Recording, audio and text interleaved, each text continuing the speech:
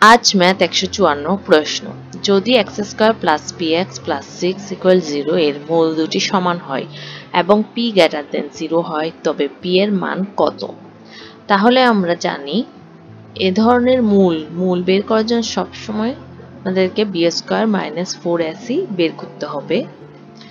b square minus 4ac equal to 0। এখানে b এর মান হচ্ছে p, এর মান হচ্ছে 1 যেহেতু ax square plus bx plus c আর c এর মান হচ্ছে 6।